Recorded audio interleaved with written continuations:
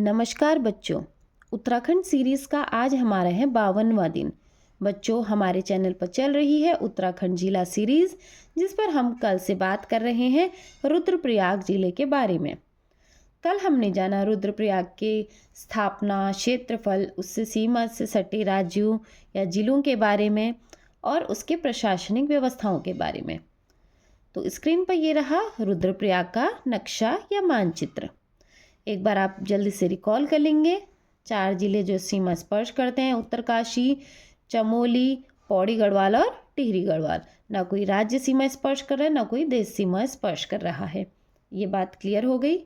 स्थापना आपको कल बताया है, उम्मीद करती हूँ आपको याद होगा, 16 सितंबर 1997 को। और क्षेत्रफल बताया था 1984 वर्ग किलोमीटर। पुराने नाम की बात करूँगी तो पुनाड़। जनसंख्या है सबसे कम रुद्रप्रयाग की, और उसके बाद हमने बात करी थी लिंग अनुपात पे दूसरा स्थान है रुद्रप्रयाग का 1114। अब आज की बात करेंगे। आज हम अन्य तथ्यों पर बात करते हैं।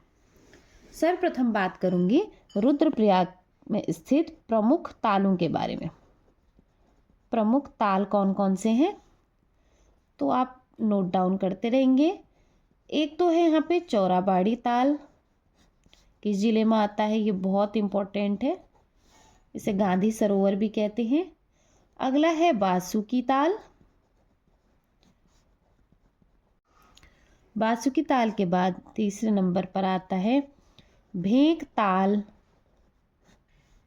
चौथा है हमारा देवरिया ताल, और पंच ताल हमारा है बधानी ताल। तो ये 5 ताल हमें कहाँ देखने को मिलते हैं? रुद्रप्रयाग जिले में। रुद्रप्रयाग के हमारे प्रमुख ताल पूछेगा या नाम पूछेगा, ये ताल किस जिले में है, तो आपको पता होना चाहिए चौराबाड़ी ताल, बासुकी ताल, भेंक ताल, देवरिया ताल, बधानी ताल। अब तालों के बाद मैं बात करूँगी यहाँ स्थित प्रमुख बुग्यालों की। मैंने आपको पहले भी बताया था कि उत्तरकाशी, चमोली, रुद्रप्रयाग ये पहाड़ी इलाकों में आपको बुग्याल देखने को मिलते हैं या ताल देखने को मिलते हैं। इसलिए हर जनपद में मैंने ताल नहीं कराया है। जिस जिले में ताल, बुग्याल वगैरह हैं वो आपको मैं कराने की पूरी कोशिश कर रही हूँ। तो इन बुग्यालों के आप नाम याद रख लीजिए। बुग्याल एक घास के मैदान होते हैं।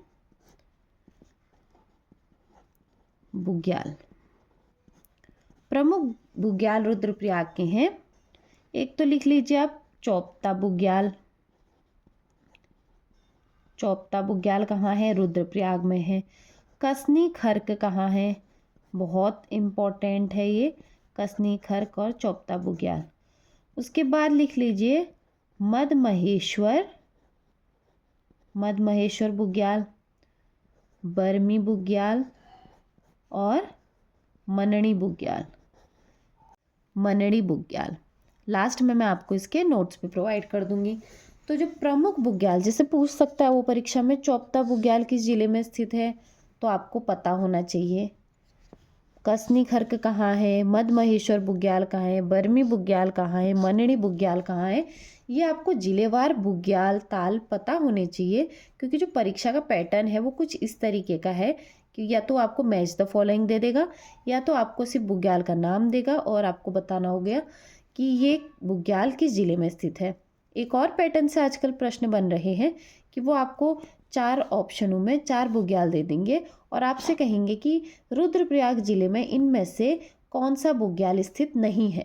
तो जब आपको पता होगा कि प्रमुख बुग्याल कौन कौन से हैं, तभी आप टिक कर पाओगे कि हाँ, ये वाला बुग्याल जो है हमारा वो हमारे इस जिले में नहीं है। इसलिए आपको पता होना चाहिए। उसके बाद मैं बात करूँगी यहाँ स्थित राष्ट्रीय राजमार्ग से। तो राष्ट्रीय राजमार्ग जो हैं वो एक तो है NH 107, दूसरा है NH 7।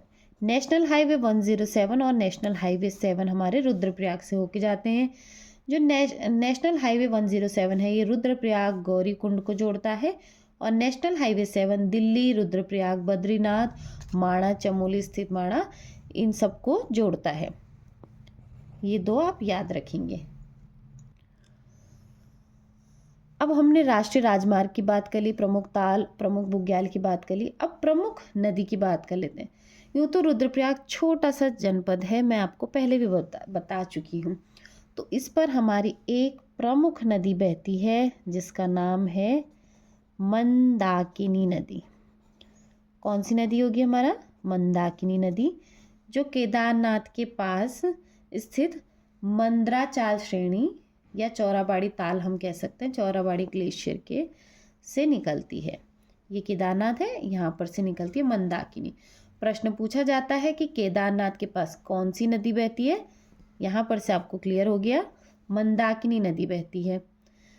अब ये देखिए मंदाकिनी बहती हुई आ रही है, बहती बहती ये रुद्रप्रयाग में आपकी किससे मिल जाती है? अलकनंदा नदी से मिलती है। पंच प्रयागों में से एक है हमारा रुद्रप्रयाग। संगम रुद्रप्रयाग में किस किस का होता है? नदी तंत्र में बताया है, ये रही देखो मंदाकिनी, और यहाँ पर से आती है अलकनंदा नदी। ठीक हो गया, यहाँ पर से डाउट क्लियर हुआ। अब जो इस पे ये नदियाँ मिल रही हैं, ये है हमारी मंदाकिनी की सहायक नदियाँ। तो मंदाकिनी की सहायक नदियाँ लिख लीजिए आप, सहायक नदी लिख लीजिए। एक तो हो गई सोनगंगा, एक हो गई मधुगंगा, एक हो गई क्यूंजागाड़, और एक हो गई लस्तर। तो रुद्रप्रयाग जिले में बहने वाली नदी भी पता चल गई इससे आपको। मंदाकिनी तो सबसे मेन नदी है, उसकी सहायक नदियाँ सोनगंगा, मधुगंगा, क्यूंजागाड़, लस्तर, ये इसकी क्या है? सहायक नदियाँ हैं। और मंदाकिनी नदी कहाँ पर है? ये देख लीजिए, अगर आपको मैप में नहीं दिख रहा होगा, ये है हमारी मंदाकिनी नदी। ये रुद्रप्रयाग तक ऐसे आती है, यहाँ से अलकनंदा नदी बन के ये आगे बह जाती है। ये है हमारा किसका रूट है? मंदाकिनी नदी का रूट है। कहाँ से निकलती है? मंदराचाल श्रेणी केदारनाथ से, या हम कह सकते हैं चौराबाड़ी ताल, चौराबाड़ी ग्लेशियर से। इसके बाद हम बात करेंगे अपने एक अंतिम टॉपिक के बारे में रुद्रप्रयाग के, वो है प्रमुख पर्यटक स्थल। मैंने आपको कल भी बताया था कि जो रुद्रप्रयाग है वो छोटा सा जनपद है, तो ज़्यादा वीडियो को लंबा खींचना मुझे ज़रूरी नहीं लगता है, इसलिए मैं जो पॉइंट टू पॉइंट बातें हैं, मेरा प्रयास रहता है कि वो ही आपको वीडियो में बताऊं, क्योंकि जो टाइम है, जो समय है, बहुत मूल्यवान है। इसीलिए आपको सिर्फ पॉइंट टू पॉइंट चीज़ें यहाँ पे देखने को मिलेंगी। तो जो प्रमुख पर्यटक स्थल हैं, सबसे पहले तो आप सभी को पता है कि मोस्ट इम्पॉर्टेंट केदारनाथ, प्रमुख मंदिर, प्रमुख धाम कह लीजिए, रुद्रप्रयाग की जान कह लीजिए, ये है हमारा केदारनाथ। ये हमारे उत्तराखंड राज्य के चारों धामों में से एक है। चारों धाम आपको पता ही होगा हमारे राज्य के हैं, केदारनाथ, बद्रीनाथ, गंगोत्री और यमुनोत्री। तो ये पूछा जाता है कि केदारनाथ किस जिले में है, तो वो आपको अभी पता चल गया, केदारनाथ रुद्रप्रयाग में है। ये रहा केदारनाथ। और पंच केदारों में से भी एक है केदारनाथ। पंच केदार आपको पता है, पंच बद्री, पंच केदार, इसका मैं एक अलग से वीडियो भी आप सभी के लिए बना लूँगी, ताकि आपको ये सब, पंच प्रयाग तो मैंने पढ़ा दी है, पंच केदार, पंच बद्री, ये सब आपको याद हो सके। तो केदारनाथ मंदिर भी हो गया, चार धामों में से एक हो गया। पंच केदारों में से एक केदार हमारा है केदारनाथ।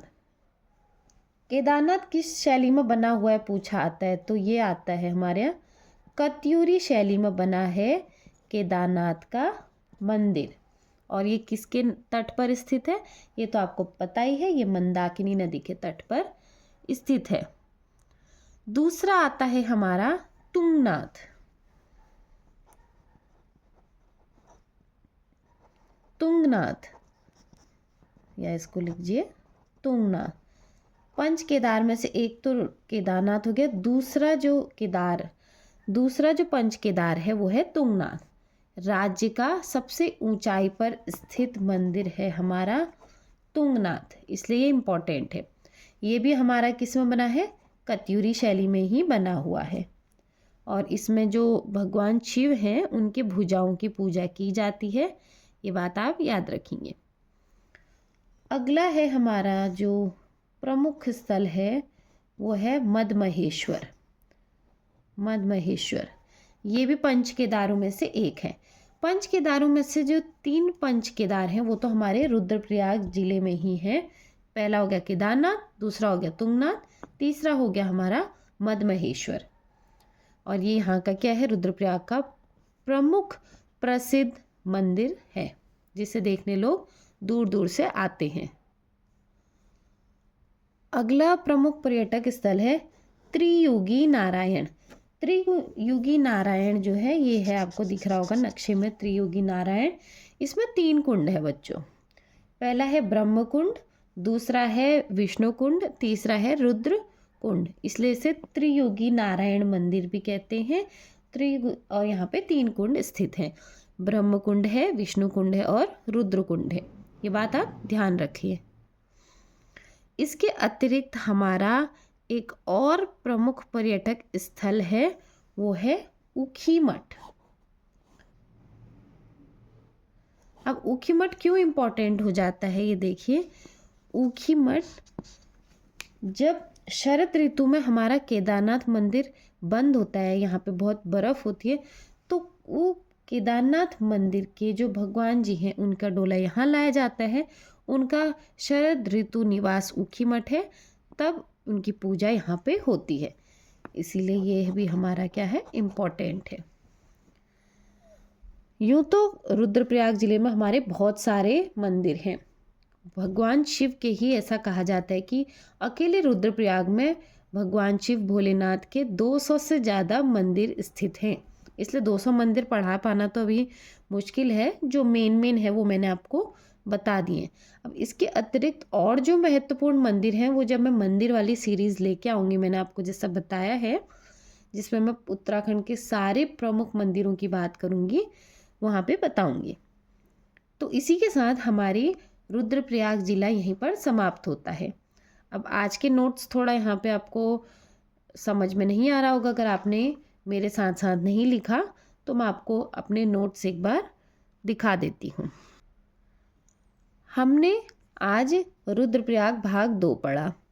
सबसे पहले हमने पढ़ा प्रमुख ताल, चौराबाड़ी ताल, बासुकी ताल, भेंक ताल, देवरिया ताल, बधाणी ताल। ये हमारे किस में है, रुद्रप्रयाग जिले में स्थित हैं। इसके बाद मैंने बात करी प्रमुख बुग्यालों के बारे में। तो प्रमुख बुग्याल चौपता बुग्याल, कसनी खर्क, मद्महेश्वर बुग्याल, बर्मी बुग्याल, मनड़ी बुग्याल। चौपता बुग्याल मोस्ट इम्पॉर्टेंट है। ऊपर चौराबाड़ी ताल इम्पॉर्टेंट है, बासुकी ताल और देवरिया ताल। यूँ तो इम्पॉर्टेंट सब कुछ है, परीक्षा में आप क्या पूछ ले कुछ पता नहीं चल रहा है। यूके SSS, यूके PSC क्या पूछेगा वो कोई कह नहीं सकता, लेकिन प्रीवियस ईयर का पैटर्न देख के ही हम आगे की प्रिपरेशन करते हैं। तो उस हिसाब से मैं आपको बता रही हूँ कि क्या क्या हमारा इम्पोर्टेंट है। बुग्याल तो सारे ही इम्पोर्टेंट है। इसके बाद मैंने बात करी राष्ट्रीय राजमार्ग पे। तो राष्ट्रीय राजमार्ग नेशनल हाईवे 107 ये जोड़ता है रुद्रप्रयाग को और गौरी कुंड को। नेशनल हाईवे 7 जोड़ता है दिल्ली, रुद्रप्रयाग, बद्रीनाथ, माणा को। ये बात आप नोट डाउन कर लीजिए।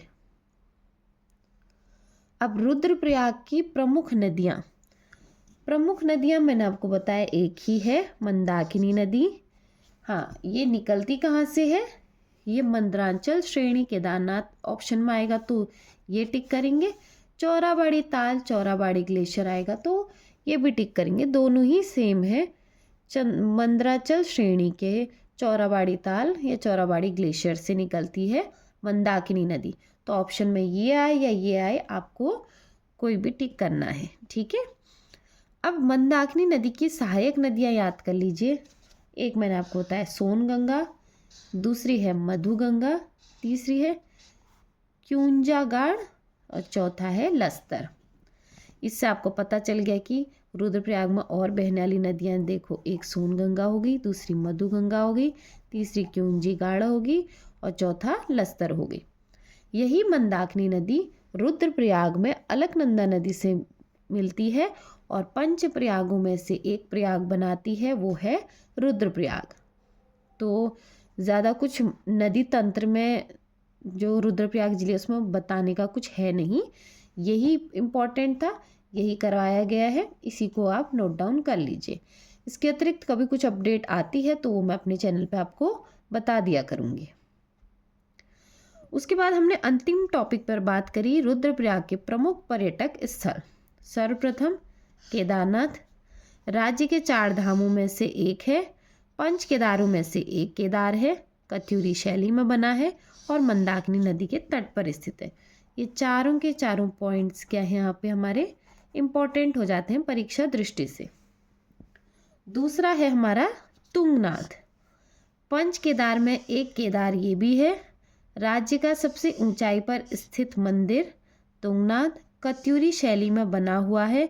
इसमें शिव के भुजाओं की पूजा की जाती है, तो ये भी आपका इम्पोर्टेंट है। सबसे इम्पोर्टेंट पॉइंट तो आपका ये है, राज्य का सबसे ऊंचाई पर स्थित मंदिर कौन सा है? तुंगनाथ है, पंच केदार में से एक केदार है, कत्यूरी शैली में बना है और शिव के भुजाओं की पूजा होती है। अगला है मदमहेश्वर, ये भी पंच केदार में से एक है और प्रसिद्ध मंदिर है। तो पंच केदार में से 3 केदार हमारे केदारनाथ, तुंगनाथ और मदमहेश्वर तो हमारे रुद्रप्रयाग जिले में ही स्थित है।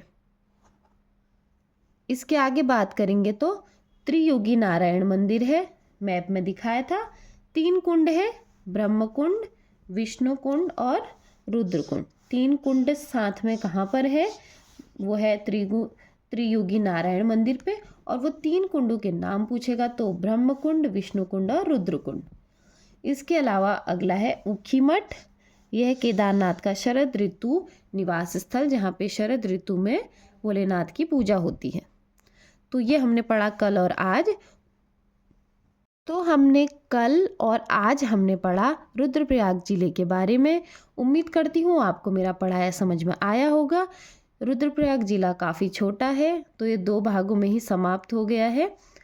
कल और परसों आएंगे हमारे रुद्रप्रयाग जिले से रिलेटेड MCQs, इम्पॉर्टेंट क्वेश्चंस जो परीक्षा में पूछे जा चुके हैं या जो मुझे लगता है मेरे अनुभव से कि हाँ ये परीक्षा दृष्टि से इम्पॉर्टेंट है, या जो कोई मुझसे पढ़ाने में छूट गया हो और परीक्षा में कोई आया हो क्वेश्चन, वो सब आपका कवर होता है MCQs में। ठीक है, तो इसी के साथ मेरे वीडियो को इसी प्रकार प्यार देते रहिए और आगे शेयर करते रहिए, जिससे ये आगे और बच्चों के साथ जानकारियाँ जुड़ सकें और वो पढ़ाई कर सकें। इसी के साथ आप सभी बच्चों का जो मुझसे जुड़े हैं या जो भविष्य में जुड़ेंगे, आप सभी का बहुत बहुत धन्यवाद।